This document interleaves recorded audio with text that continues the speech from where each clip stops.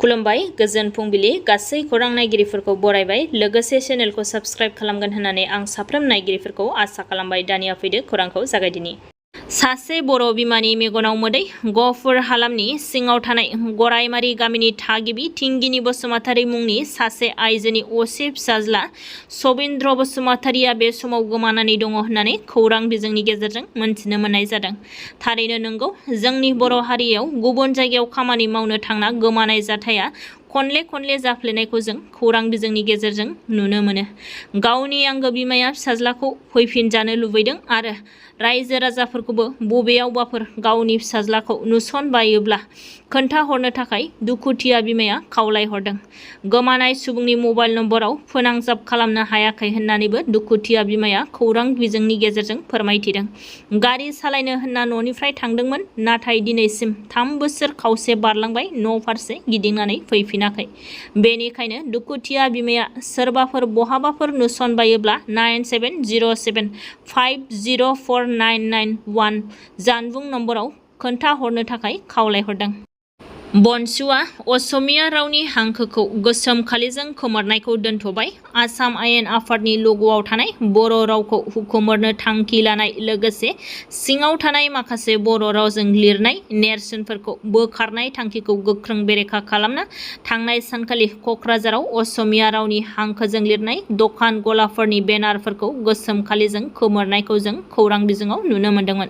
नाथाय आसाम आयेन आफादनिफ्राय बर' रावखौ खोमोरनायनि बेबायदि जेबो थिरांथा लानाय जायाखै होननानै आसामनि गिबि मन्थ्रि डक्टर हिमन्त बिश्व शर्माया टुइटारनि गेजेरजों रोखा खालामना होनायजों लोगोसे आसाम आयेन आफादनि बुंथिगिरि रन्जित कुमार दास बिथाङाबो खौरां मेलनि गेजेरजों रोखा खालामना होनायनि उनाव बर' माहारियारि फरायसा आफाद एबा बनसुआ असमिया रावनि हांखो खोमोरनायखौ दोनथ'बाय होनना खौरां मेलनि गेजेरजों फोसावनानै होदों। एरैहाय बे खोमोरनायखौ लानानैनो आसुनि आफादगिरि उत्पल शर्मानि फेसबुक पस्ट। आसामनि बिटिआर ओनसोलनि खायसे जायगायाव असमिया रावाव लिरनाय साइन बर्डखौ गोसोम गाब फुननाय नुथाया सहायथावै। बिटिआर ओनसोलाव असमिया आरो बर' मोन्नैबो रावानो थानांगोन। आसुआ बेनि सोमोन्दै आबसु आरो बर' थुनलाइ आफादजों सावरायगोन होननानै बिथाङा फेसबुक पस्ट हगारदोंमोन।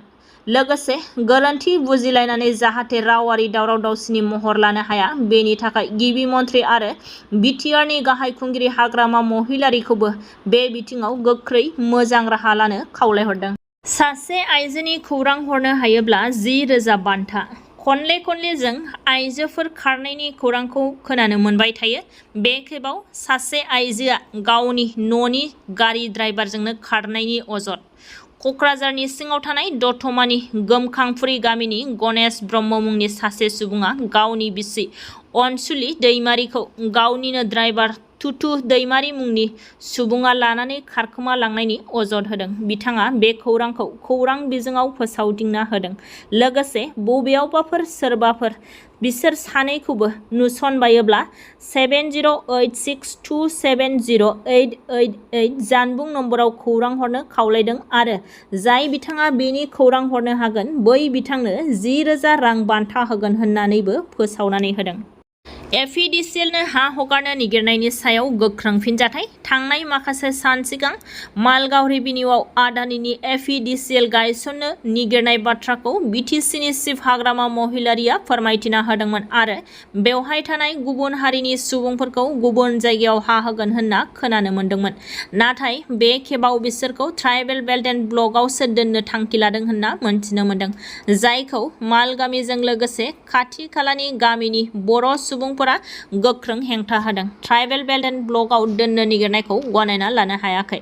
ओनसोलनि सुबुंफोरा एफिडिसिएल गायसननो निगिरनायखौ गोख्रों हेंथा होदों। बिथांमोनहा ट्राइबेल बेल्ट एन्ड ब्लकआव एफिडिसिएल गायसनोब्ला इयुनाव गोबां खहा जागोन होननानैबो जिंगा सिदों। लोगोसे एफिडिसिएलखौ गुबुन जायगायाव गायसनहैनो बिटिसिनि चिफ हाग्रामा महिलारिखौ खावलायहरदों। मोनथिनो मोननाय बायदिब्ला 2012 मायथाइयाव मुस्लिम आरो बर'फोरनि गेजेराव जानाय दावराव दावसिनि समावबो बे ओनसोलनि सुबुंफोरा गोबां न' सावजादोंमोन आरो बे समावबो गावनि ओनसोलावनो उदाङै ओंखारनो हायै जानानै दङ होननानै बे ओनसोलनि बर' सुबुंफोरा अजद होबावदों। आथिखालाव बेनि सायाव बिटिसिनि चिफ हाग्रामा महिलारिया मा थांखि लागोन बेखौ समाजसो फोरमायसिगोन। आरोबाव सासे बर' लाइमोन सेंग्रा गोमानानै थानायनि खौरां। बिश्वनाथ जिल्ला गहपुर हालामनि सिङाव थानाय आलुफारा गामिनि मुस्रि रमेश नार्जारिनि देरसिन फिसाज्ला दावगासार नार्जारिया थांनाय 4 जुननिफ्रायनो गोमानानै दङ होननानै खौरां मोननाय जादों। बिफाया फोरमायनाय बायदिब्ला दावगासार नार्जारिया इउपिआव खामानि मावहैदोंमोन, नाथाय इउपिनिफ्राय ट्रेनजों न'आव फैबाय थानायाव उन्दुलांफ्लांनानै गावनि मबाइल आरो डकुमेन्ट्स गासैखौबो सिखावजों खावजाजोबदों आरो बिहार मोनफैनाय लोगो लोगोनो जेबो खौरां मोनाखै होननानै फोरमायदों नखरनि सुबुंफोरा। बेनिखायनो सोरबाफोर बहाबाफोर नुसनबायदोंब्ला होखानाय जानबुं नम्बर 8812880781 एबा 7086766391 आव खौरां हरनो खावलायदों नखरनि सुबुंफोरा। गुवाहाटी मेडिकेल कलेज हस्पिटाल एबा जिएमसीएचआव सांग्रांथि गैयैनि मोनसे गिथावना जाथाया सोराङाव फैदों। मोनथिनो मोननाय बायदिब्ला सासे नार्स हिन्जावा बेरामिखौ गोरोन्थि इन्जेक्सन थुनानै होयो, जायनि उनाव बेरामिनि देहानि थासारिया गोब्राब जायो। खौरांनि बायदिब्ला कबिता देखा मुंनि बेरामिखौ जिएमसीएचआव फिमेल वार्डआव दोननाय जादोंमोन आरो बिनो किडनीआव जानाय बेरामिनि इन्जेक्सनखौ थुनानै बिनि देहानि थासारिखौ गाज्रिसिन खालामनानै होदों। मीनाक्षी दुवारा मुंनि इन्टार्नशिप खालामनाय नार्सआ सरासनस्रा लोमजानाय कबिता देखा मुंनि सुबुंखौ इन्जेक्सन थुना होयो। आथिखालाव जाथाया सोराङाव फैनायनि उनाव मीनाक्षी दुवाराखौ बिबाननिफ्राय एंग्लायबाय होननानै मोनथिनो मोनदों। एमएमसिएलएफोरनि 30% बेथन दानानै बबे हादराव हरगोन? आमेरिकाखौ मदद खालामगोन ना इरानखौ हेफाजाब होगोन ना इजराइलखौ मदद खालामगोन? बेनि सोमोन्दै बिटिसिनि गाहाय खुंगिरि हाग्रामा महिलारियासो मिथिसिगोन। बे बाथ्राखौ जों बुङाखै, बे बाथ्राखौ बुंदों बिथां दावबायसा बर'आ। थांनाय सानखालि डिमाकुसिनि एबिएसटिजिए बिल्डिंनि सावरायमा हलाव भेरगाव जिल्ला आफाद इउपिपिएलनि मोनसे गोनां जर'खा मेल जानानै थांदों होननानै मोनथिनो मोनदों।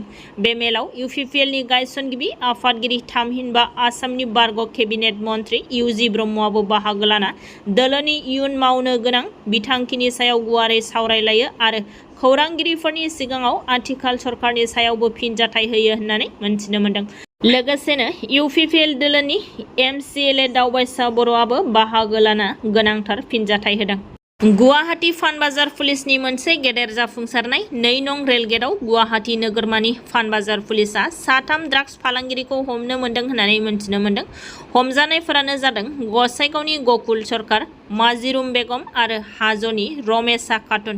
बिसोरनिफ्राय मोनबा थांखुथिमियाव 41.81 ग्राम हेर'इन मोननो हायो होननानैबो मोनथिनो मोननाय जादों।